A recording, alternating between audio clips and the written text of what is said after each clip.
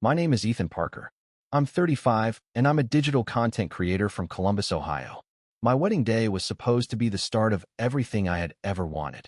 A simple suit, vows in a garden with string lights, the woman I loved at my side, and the hope that my family would finally show up for me. I had spent months planning, picturing my parents smiling, my brother cracking jokes, everyone celebrating late into the night. They didn't come. Not a single call. Not a single text. Not even a half-hearted excuse. My parents and my older brother skipped it like I was a name on a calendar they could delete.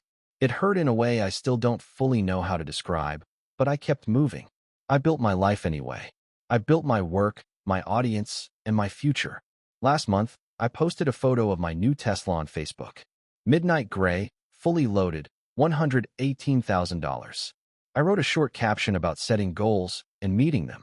My phone stayed quiet for days. Then, out of nowhere, my mother called. Her voice was sharp. "Where did you get the money, Ethan? We need a family meeting. Tomorrow." My stomach twisted.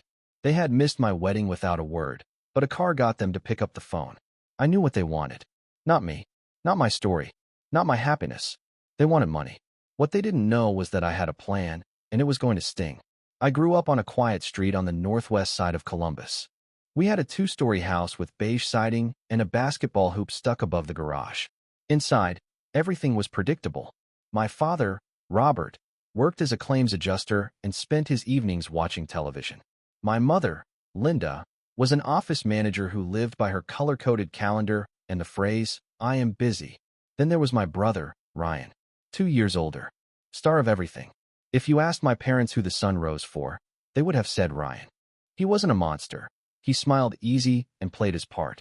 But when you grow up in a house where one person gets the spotlight, everyone else learns to stand behind the curtain. When I was 9, the pattern was set. Ryan's middle school team won a city football championship, and my parents threw a backyard party like the governor was coming. 60 people showed up. Dad handed Ryan a shiny metal holder and said, "That's my boy," for the whole neighborhood to hear. I stood by the folding table, waiting for anyone to even notice I was there. No one did. A year later, I landed the lead in the school play. I rehearsed for weeks, imagining Mom and Dad in the audience, beaming. On opening night, I peeked through the curtain and scanned the seats. I found an empty spot where I had asked them to sit. I later learned Ryan had a math test the next morning. Mom said they had to help him study. I performed under bright lights and applause, but inside I felt hollow. Ryan's high school graduation was a full-blown event. They rented a banquet room and gave him a custom banner. Dad toasted to Ryan's future-in-law. That same morning, I had won a statewide short story competition. I brought home a plaque and showed it to Mom while she was arranging centerpieces. "That's nice, sweetheart," she said, and returned to the tablecloths. The plaque stayed in my room and collected dust while Ryan's trophies were polished and displayed above the fireplace. It wasn't just the milestones they ignored. It was the daily cuts. Dinner conversations revolved around Ryan. When I tried to talk about the videos I was making or the comics I sketched, I got a distracted, "That's cool." And then the conversation drifted back to Ryan. The intense focus on him only magnified as he entered early adulthood. He married his high school sweetheart, Brittany, and they had their twins, Ava and Logan, while they were still quite young. This development cemented his role at the center of the family universe. From that point forward, every conversation, every plan, and every worry my parents had revolved around Ryan and his new family, leaving even less space for me than before. After I turned 16, something in me changed.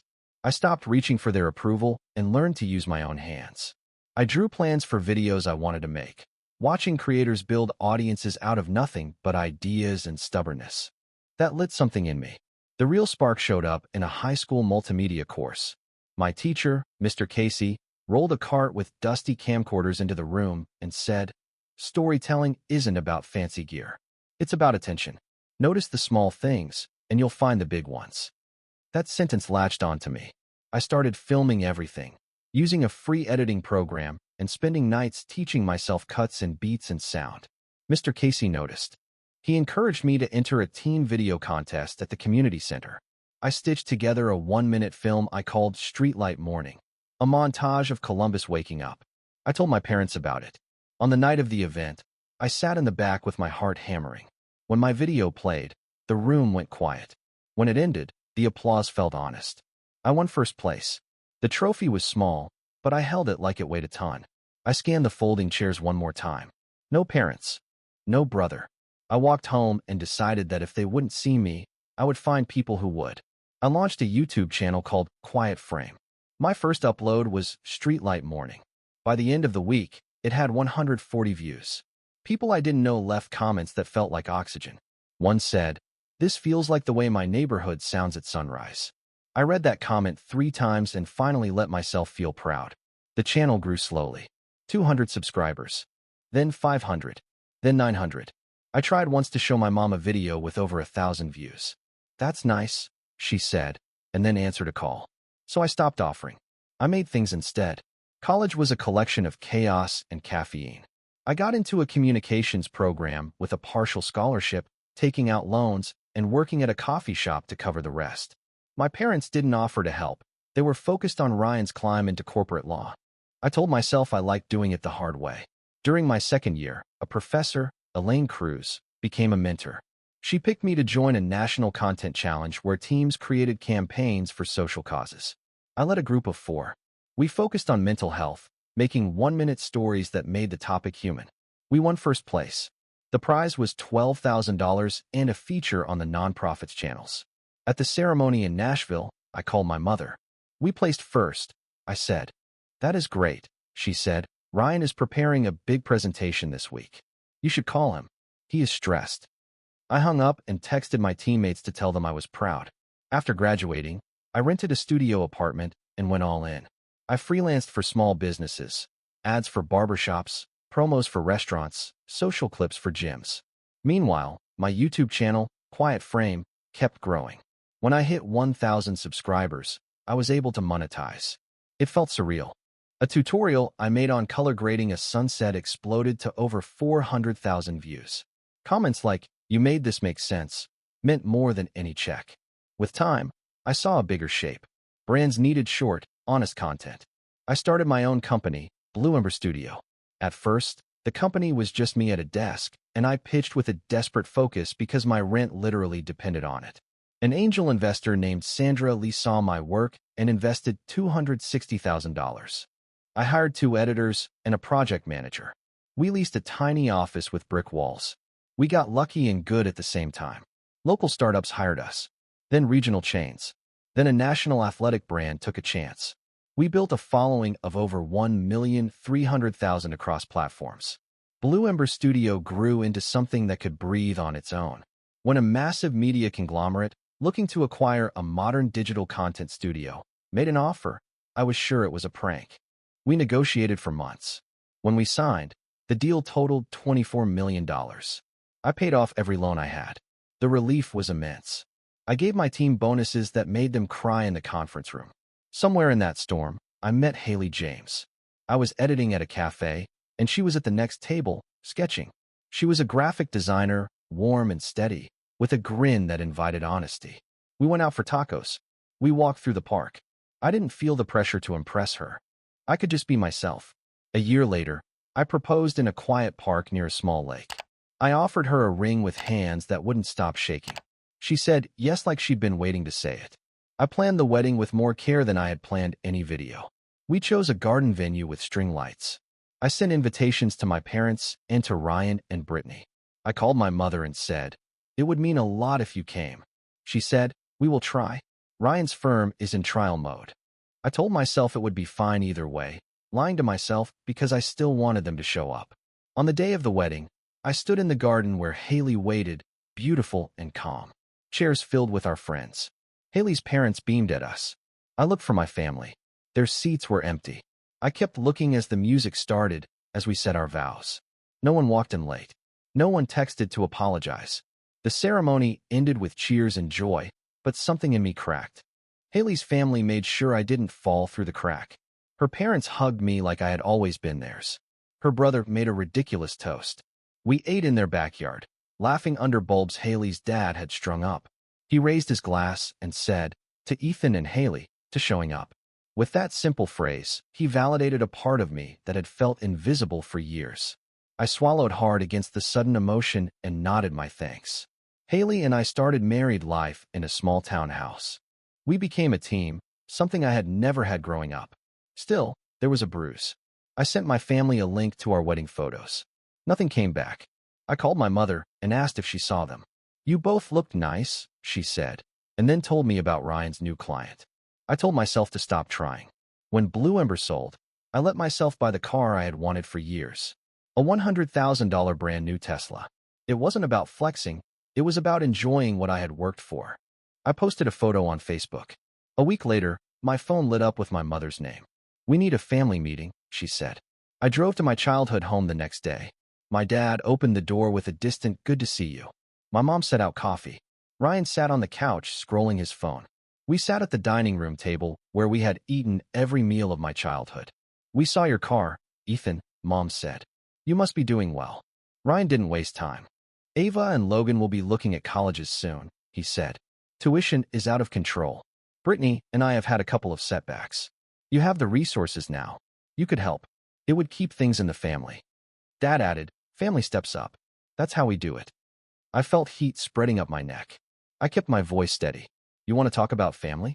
Where were you on my wedding day?" Silence landed on the table. "We were busy," Mom said. "Ryan had work. The twins had a tournament. It was impossible." I laughed, a sound I didn't like. "You were busy for the play, busy for the contest, busy for the graduation. You have been busy every time I needed you. But now that you saw a car, you cleared your schedule." Ryan rolled his eyes. "Don't make this dramatic. We are asking you to help your niece and nephew." I could feel my hands shaking. "I built my life without you," I said, low and even. "I worked. I hustled. I sold my company. You didn't call to say congratulations. You didn't send a card for my wedding. You didn't even text." "We meant to." Mom's voice was tight. "Meaning to isn't doing," I said. The room went still. Ryan muttered, "You're being selfish." I stood. The chair scraped across the floor. "Selfish? I have spent my entire life trying to earn my place at this table. I am done trying." I had thought about this moment for a long time. I pulled an envelope from my jacket and placed it on the table. "You think I am sitting on money waiting to hoard it? I am not. I am giving most of it away." Mom's hand shook when she reached for the papers. "What do you mean?" "I mean," I said, "that I donated $17 million to a children's education foundation. It will fund scholarships for kids who grow up like I did, overlooked and underestimated. It will pay for cameras and software and community programs. It will do the most good for the most people." Dad's face went red. "You threw it away," he said. Ryan slapped his palm on the table. "Do you know what that money could have done for us?" I met his eyes. "I know exactly what it will do. It will give kids a chance when no one else will. I am not responsible for fixing your choices. I offered you love for years. You didn't take it. You don't get to ask for money now and call it family." I tucked the empty envelope into my pocket.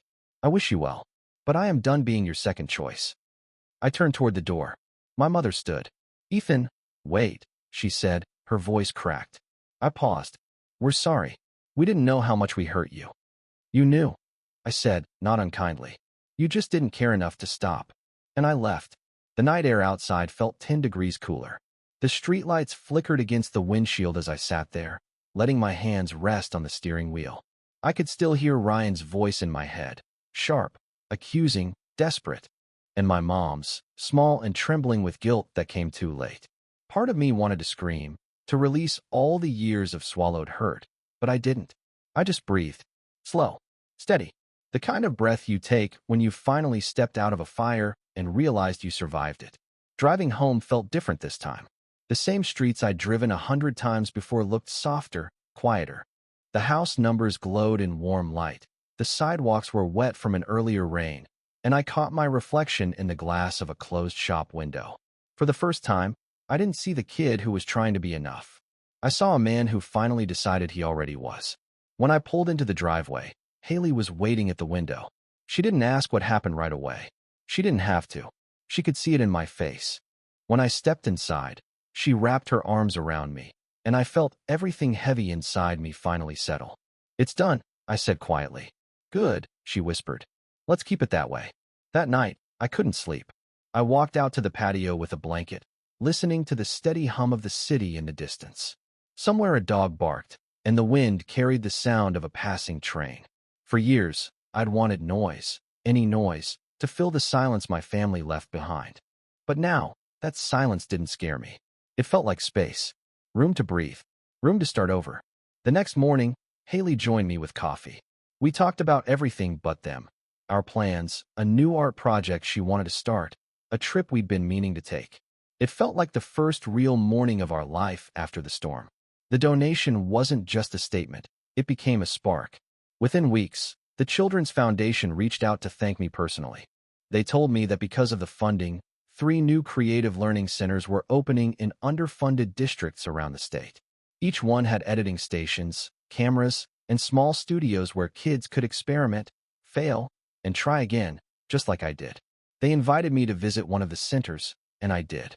When I walked in, the walls were covered in student artwork, paintings, collages, and photos.